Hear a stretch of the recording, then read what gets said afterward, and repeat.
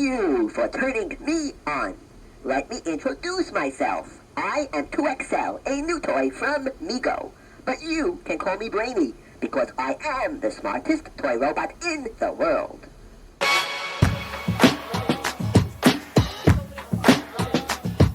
Hi, welcome back to Jen's Addiction. I'm so glad you came to see me today on what might be considered a little bit of a different sort of an episode for me. I don't know if I would consider it a audio equipment review. Maybe not to some of you, but I guess in some ways I would consider it a little bit of an audio equipment memory of mine, in that this little guy, the Mego 2XL robot, was a real integral part of my musical experience when I was a little kid, especially in the 70s. So at a time when 8-tracks were still available, when they were also probably phasing out in some regard, I had a couple of key things that I could use to listen to music when I was growing up.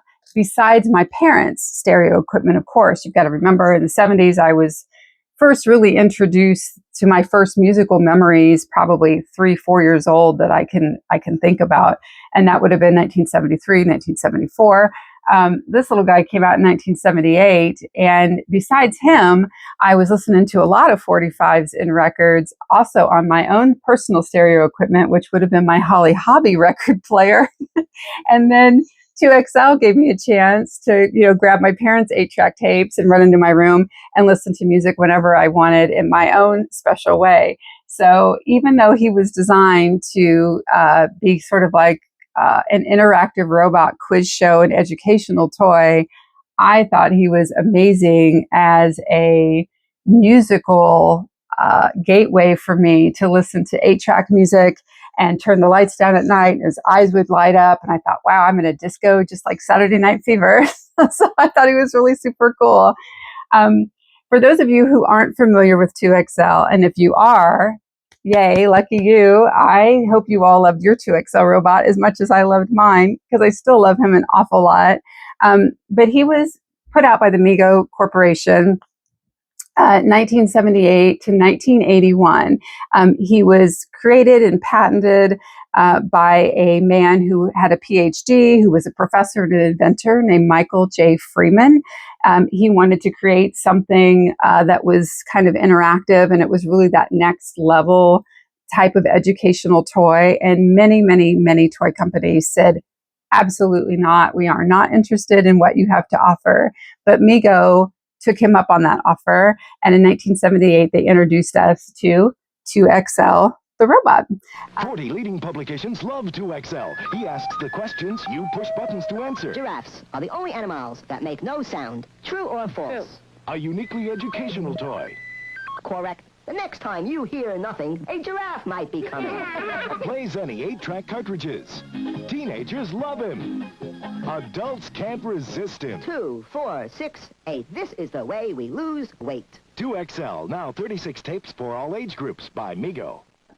It was, if you've ever heard a 2XL audio tape before, he has a very distinct voice, kind of a New York accent, I guess some would say. Answer true or false now. So you can kind of hear that a little bit. He was voiced and made by Michael J. Freeman. So he recorded everything for him. Although many people think this, it is not necessarily so. Let me explain why. It is true that pigs wallow in the mud. So that was Michael J. Freeman's voice, but they sped it up with synthesizers and were able to kind of give it a more robot-y digital sound, which probably helped with the believability of the robot kind of in the grander scheme of things. It was sold in many countries. It came in 7 different languages. And despite the fact that a lot of toy companies wanted absolutely nothing to do with this little guy, he went on to win many, many awards for educational toys, including later on in the 90s, some Toy of the Year awards, and an overall top toy of all time, like one of the top 10 rankings for toys of all time. You'll see this guy show up on that list, and I could not agree more with that. I thought he was amazing. So again, as I mentioned, originally put out by Mego 1978 to 1981, and then he sort of fizzled out. Probably a lot of other things happening. 8-track tapes were not being made or used as much anymore, I'm sure. So I could see how he kind of would find his way, to the side. In 1992 to 1995, a toy company called Tiger Toys picked him up, and he kind of regained a new life and a new look.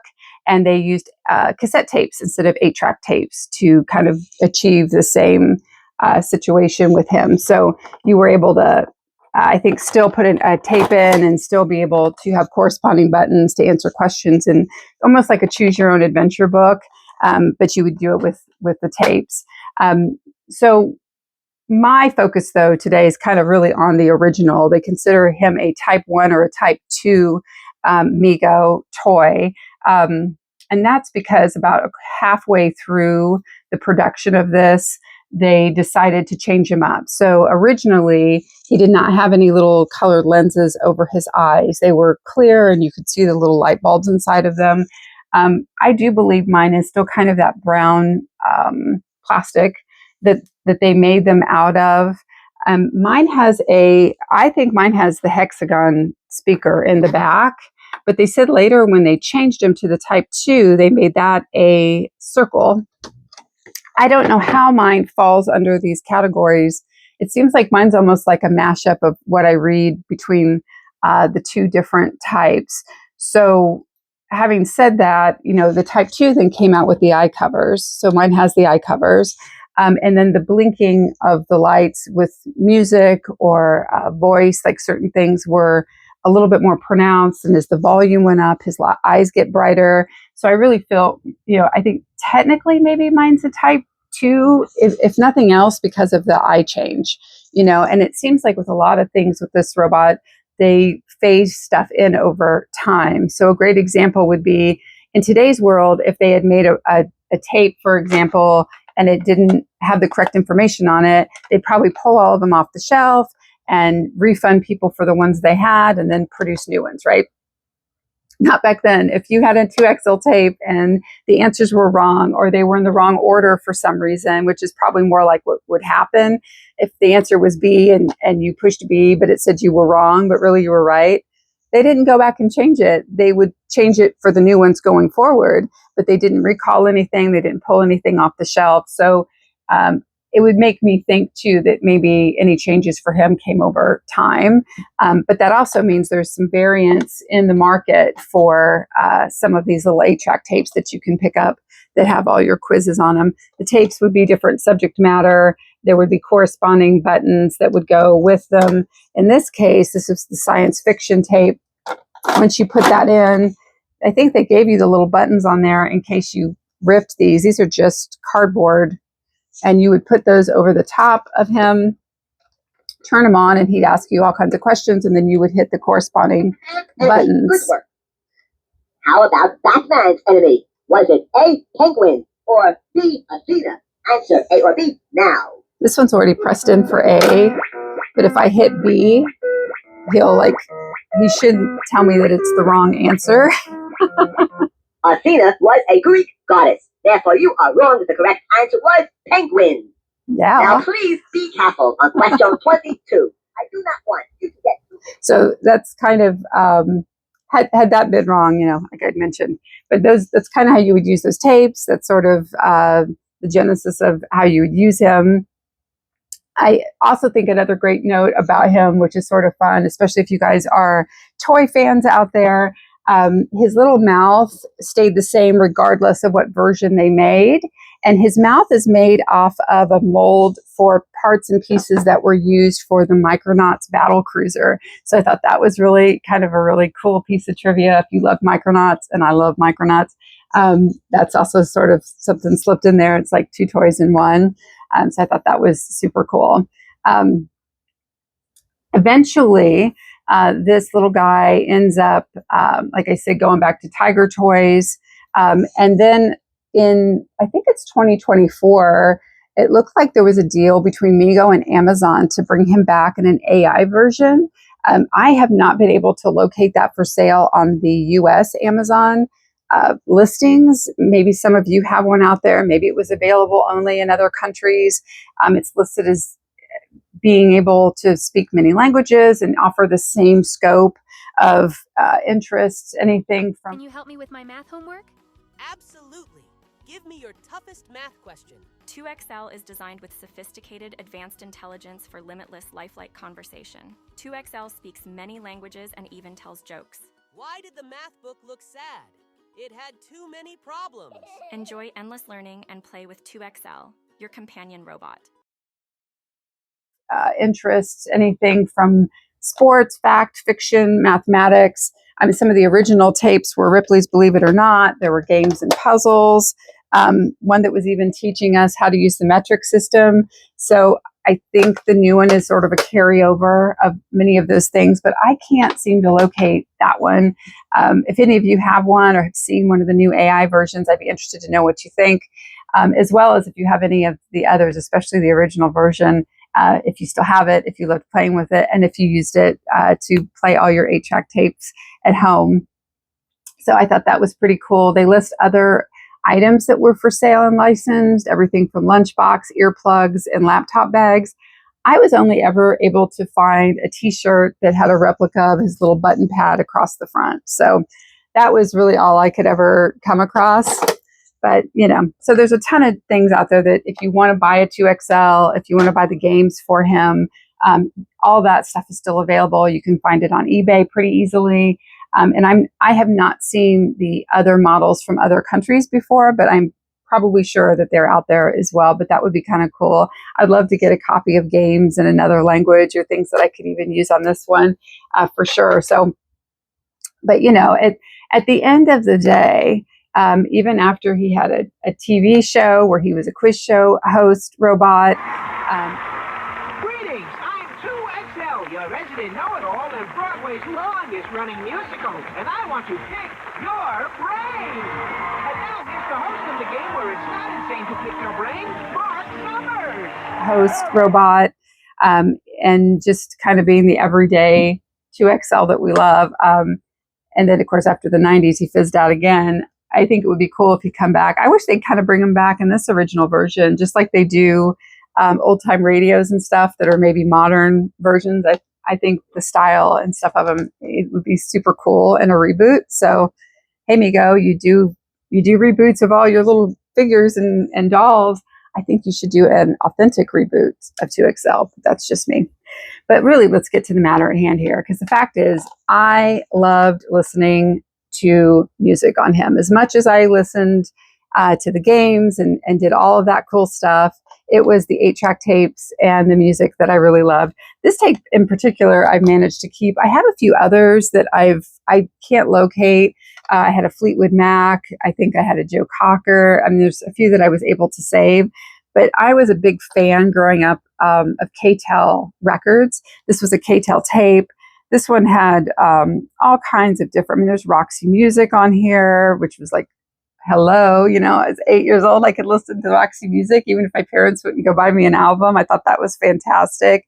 Hall & Oates was on here, Gladys Knight. I mean, there's just so much on these little guys. So you had to put the tape in order for him to come on. And then I would just use the buttons like you would over any other 8-track player to play all your music. Okay.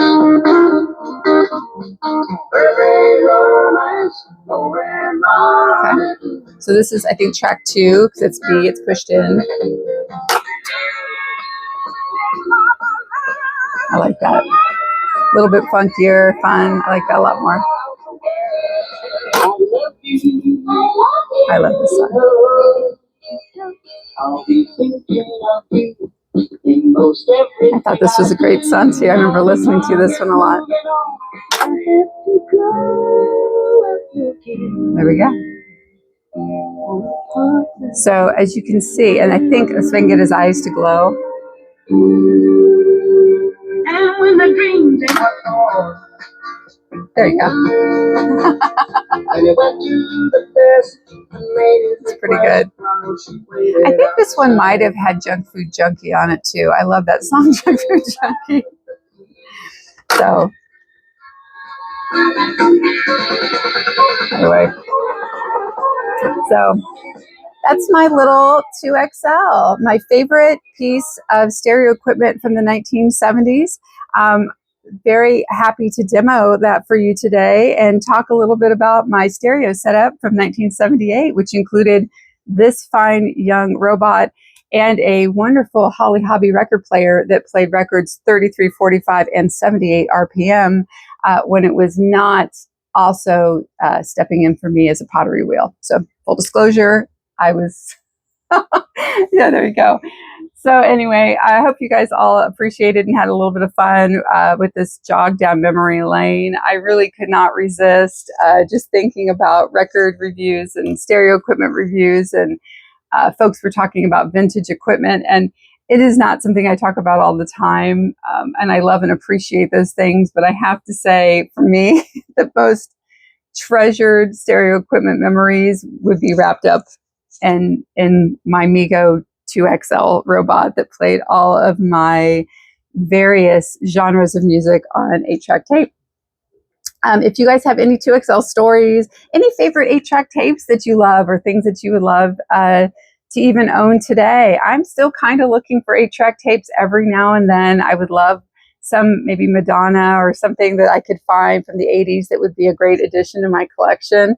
If you have any of those stories or any of those items, I would love to hear about them as always. Please hit like and subscribe. It means an awful lot and helps keeps this crazy train going. But in the meantime, I hope you are spinning some great tunes. And if you're not, maybe you're clicking through a few good tracks on your own piece of historic stereo equipment. And maybe it's 2XL. So there you go. Thanks, guys. I'll be back soon. Bye-bye.